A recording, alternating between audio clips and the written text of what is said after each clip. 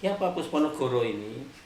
Pusponegoro ini adalah Bupati pertama Gresik yang kemudian tahun 1974 kembali lagi menjadi Kabupaten Gresik.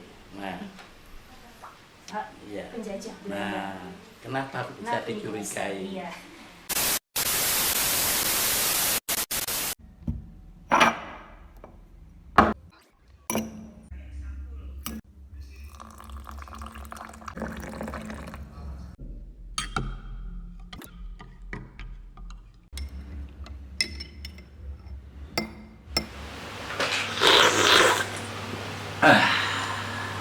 Podcast seger seputar Gresik. Halo Sobat Budaya, jumpa lagi di podcast seger seputar Gresik. Jumpa lagi bersama saya Edelia. Pada episode spesial Ramadan ini, saya akan mengajak semua Sobat Budaya untuk belajar tentang tokoh bersejarah di kota Gresik. Kira-kira udah ada yang tahu gak sih siapa tokoh sejarahnya?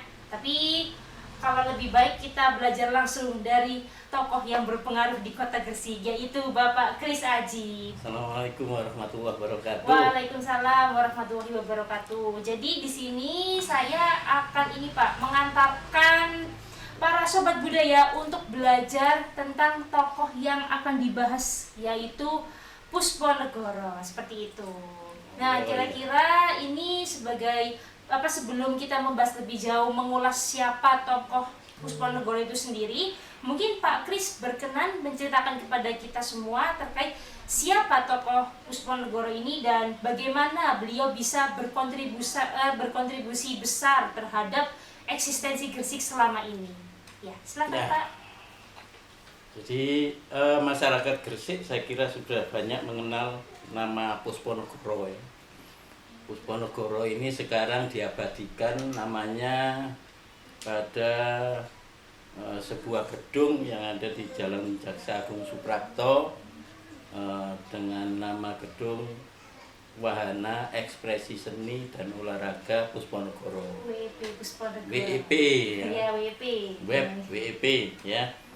Namun demikian siapa Pusponegoro ini? Pusponegoro ini dikenal sebagai bupati pertama di kota Gresik. Nah, nama lengkap Pusponegoro ini adalah KRT Pusponegoro atau Kanjeng Raden Tumenggung Pusponegoro atau Kiai Ngabei Pusponegoro ya. Nah, siapa Pusponegoro ini? Pusponegoro ini adalah bupati pertama Gresik yang nama awalnya dulu adalah Bagus Lanang Puspodiwongso. Nah, Bagus Lanang Puspodiwongso ketika dia diangkat menjadi Tumenggung itu menggantikan seorang yang diberi nama Nolodiko. Nolodiko itu seorang Demang. Demang itu ya kalau sekarang pemimpin kecil di sebuah wilayah gitu. Kemudian ketika terjadi peperangan karena peristiwa Trunojoyo, dikabarkan Nolodiko ini meninggal. Kemudian oleh Mataram diangkatlah Bagus Lanang Puspodiwongso menjadi Tumenggung atau bupati di Gresik ya. Nah, Gresik waktu itu juga disebut dengan nama Kadipaten Tandes. Oh, biasa Ya, itu. Kadipaten Tandes. Nah, nanti akan ada cerita ketika Kadipaten Tandes atau Kadipaten Gresik itu kemudian tahun 1900-an itu berubah ikut Surabaya menjadi Kabupaten Surabaya. Iya. Kemudian tahun 1974 kembali lagi menjadi Kabupaten Gresik. Nah, silsilah Pusponegoro ini adalah beliau punya ibu yang bernama Nyai Mas, putri sulung dari Ki Ageng Gulu. Nah, Ki Ageng Gulu ini orang Gresik menyebutnya Buyut Senghulu. Oh iya. Betul. Buyut Senghulu ini diyakini dulu yang meramaikan atau mempopulerkan pasar Bandeng. nanti kita akan cerita sendiri ya tentang beliau ya. Oke, Ki Ageng Gulu siap. atau Buyut Sengkulu ya. Itu moyangnya Puspanegara ya. Dan ayah ayahnya Puspanegara bernama Kiai Kemis. Kiai Kemis ini diketahui adalah keturunan Raden Kusen. Raden Kusen ini putranya Aryo Damar. Aryo Damar ini putranya Brawijaya kelima Mojopahit. Nah, kok bisa Aryo Damar berputra keturunan yang nanti menjadi bupati di Gresik? Jadi ceritanya begini. Dulu di Gresik itu ada seorang perempuan cantik yang bernama Dewi Siu Banci, keturunan Cina. Siu Banci ya, bukan Su Banci ya. Beda lagi nanti. Siu Banci. Nah, Siu Banci ini putranya Syekh Bentong. Syekh Bentong ini juga salah satu wali, nanti akan diceritakan di Serat Ferara. Itu nanti kita ceritakan lagi tersendiri. Ya. Di mana ada musyawarah wali atau sarasian para wali di Giri Kedaton yang dipimpin oleh Sunan Giri, dan salah satunya adalah Syekh Bentong. Jadi dia juga seorang wali yang berputri siapa tadi? Dewi Ratna Siu Banci. Nah, ketika Dewi Siu Banci karena cantiknya ini diperistri oleh Brawijaya V. Diperistri, kemudian pada saat masih mengandung dia diminta oleh Brawijaya V untuk dinikahkan atau dikawinkan dengan Aryo Damar, putranya Brawijaya V yang berkedudukan di Palembang. Nah, ketika sudah lahir di sana, namanya nanti lahir Raden Patah, raja pertama Kesultanan Islam. Sedangkan ketika Siu Banci kawin dengan Aryo Damar, lahirlah Raden Kusen alias Adipati Terung. Nah, dari Adipati Terung inilah nanti ada lahir kemudian Puspanegara, gitu ya. Jadi Puspanegara ini keturunan Aryo Damar Adipati Palembang. Nah, ketika peristiwa yang terjadi diangkatnya Puspanegara menjadi bupati itu bersamaan dengan ditunjuknya Mangkurat II menjadi Raja Mataram Islam ya. Jadi ada nanti Sultan Agung yang kita kenal, kemudian nanti punya anak, ada Mangkurat I dan Mangkurat II. Nah, Mangkurat II ini orang yang berkuasa di masa kerajaan Mataram. Ya. Nah, waktu itu Mangkurat II mengangkat Umbul atau Demang yang menggantikan Temenggung Nolodiko yang tewas tadi yang saya sebutkan perang Pasuruan melawan Tumenggung Wiranegara. Tumenggung Wiranegara itu Tumenggung yang mendukung yang terjadi pada peristiwa perang Trunojoyo, yang juga didukung oleh Karaeng Galsong. Karaeng Galsong ini orang Bugis Sulawesi yang juga punya peran besar yang nanti menurunkan dan meninggalkan jejak-jejak seluruh Jawa, pasukan-pasukannya ketika melawan Mangkurat II. Trunojoyo gabung Karaeng Galsong melawan Mangkurat II. Nah, Puspanegara ini sebenarnya juga dicurigai oleh Belanda dan oleh Mangkurat ketika akan diangkat jadi bupati. Kenapa itu Pak bisa dicurigai oleh pihak penjajah Belanda? Nah, kenapa bisa dicurigai? Iya. Ini karena istrinya Puspanegara ini adalah putri dari Panembahan Mas Witono. Panembahan Mas Witono ini keturunan Sunan Giri. Oh, baik. Ya. Mas Witono ini punya anak, kemudian anaknya ini dikawin oleh Puspanegara. Selain itu Puspanegara juga beristri Nyai Padi. Nyai Padi itu putrinya Arungwasya, tokoh Bugis pengikut Karyang Galso. Jadi di sisi lain Amangkurat II butuh Puspanegara untuk menyelamatkan Gresik. Sisi yang lain Puspanegara itu menantunya orang-orang yang dimusuhi oleh Amangkurat II. Wah, dilematis sekali nih Nah, posisinya. Iya, Pak. ini Betul. menarik ini. Menarik ini konfliknya. Konflik ketika Puspanegara diangkat menjadi bupati pertama. Ya. Jadi yang tadi putri Panembahan Mas Witono ini biasa disebut dengan Nyai Ujung. Ya. Nyai Ujung ini turunan Sunan Giri.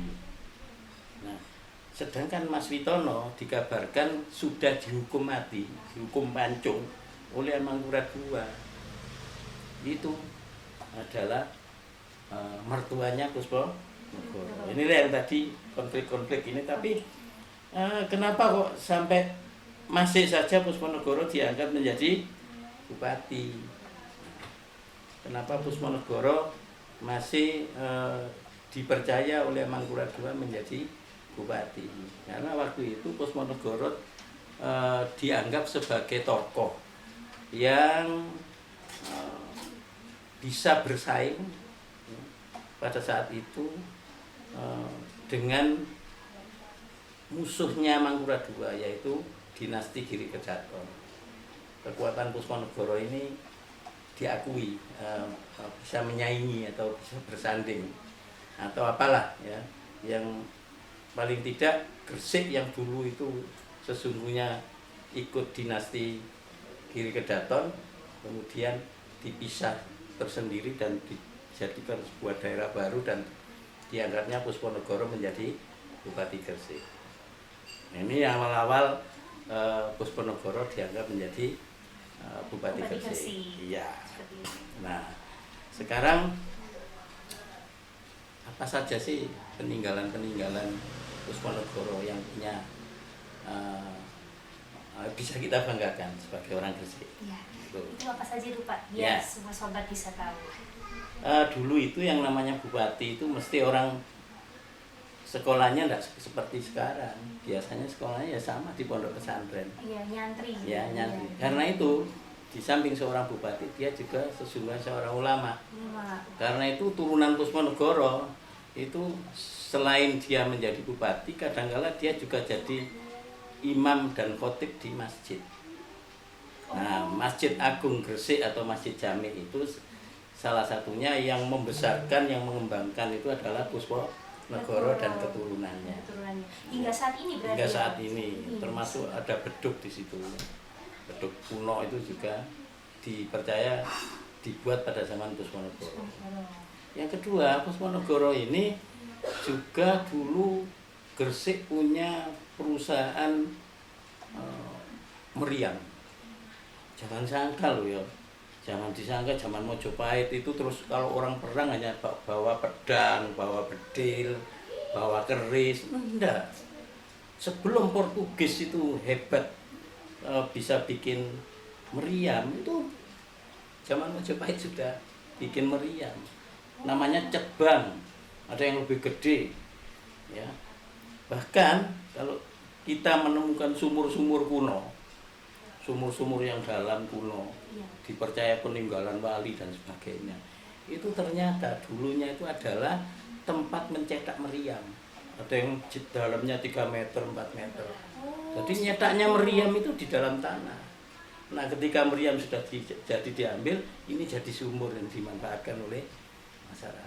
Jadi memang banyak yang salah sangka ya Pak, itu dikiranya sumur tempat apa? Nah, untuk ini sumber PR air. buat anak-anak muda. Ternyata berbeda. Ini untuk Ini membuat PR buat anak-anak cetakan muda meriam ya. di masanya. Bahwa kita itu hebat. Nah, zaman Puspanegara yang paling terkenal adalah meriam Kalantaka.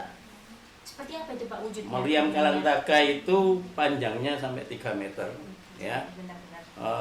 Diameternya antara 80, yang ujung paling belakang 80 60 gitu ya, sampai 80, terus yang paling depan itu sampai 40 cm diameternya itu, panjangnya kurang lebih 3 meter. Jadi banyak peninggalan Pusponegoro, dan yang sekarang masih bisa diketahui jejaknya adalah makam peninggalan Pusponegoro. Semua keturunan Pusponegoro dimakamkan di situ. Apa kok disebut peninggalan? Ditinggalkannya prasasti-prasasti yang bisa kita baca sampai sekarang dan utuh, yang bisa menceritakan peristiwa kenapa Pusponegoro menjadi bupati sampai dia meninggal, sampai terjadi peristiwa konflik dengan Trunojoyo dan sebagainya, ditulis di situ. Nah, suatu saat kita juga bisa bahas prasasinya itu tersendiri. Saya kira begitu untuk mengenal Pusponegoro lebih awal ya. Nah, mudah-mudahan manfaat buat teman-teman semua. Wah, menarik sekali terkait informasi sejarah awal kelahiran Pusponegoro hingga berbagai kontribusi yang telah dihasilkan untuk mempertahankan Kabupaten Gresik. Ya. Nampaknya saya juga menangkap tadi juga menarik ya teman-teman terkait teknologi yang mungkin saat ini kita tidak pernah tahu itu ada, bahwa Majapahit di masa Majapahit atau di masa pemerintahannya Pusponegoro itu juga produksi kita meriam, memiliki teknologi meriam yang canggih, tapi dengan adanya narasi-narasi distorsi dari pihak kolonial. Betul. Yang ternyata selama ini telah mengaburkan berbagai peninggalan kita yang sungguh hebat seperti itu. Ya betul ya Pak, berarti Ya. PR dari generasi muda, yaitu sebagai sobat budaya, itu perlu untuk melakukan eksplorasi lebih dalam terkait berbagai peninggalan yang terkubur, terlupakan, hingga mungkin tak pernah kita ketahui sebelumnya, kalau itu ada. Betul. Baik. Jadi jangan jadikan sejarah hanya nostalgia. Wah, ya. Jadi sebagai apa Pak? Ya. Kalau bukan hanya nostalgia. Jadi sejarah bukan hanya sekedar nostalgia, tapi sejarah adalah sebuah ilmu yang bisa digunakan alat pijak menuju masa depan. Wah, luar biasa pesannya teman-teman. Terima kasih banyak Pak Kris Ya, telah sama-sama. berkenan untuk hadir di episode ini, dan terima kasih banyak kepada seluruh sobat budaya yang telah menyaksikan atau mendengarkan apa yang telah kita sampaikan terkait Pusponegoro. Itu saja untuk episode kali ini. Terima kasih banyak dan sampai jumpa di episode berikutnya. Oh ya teman-teman, jangan lupa untuk like, komen, dan subscribe kanal YouTube Yayasan Mata Seger.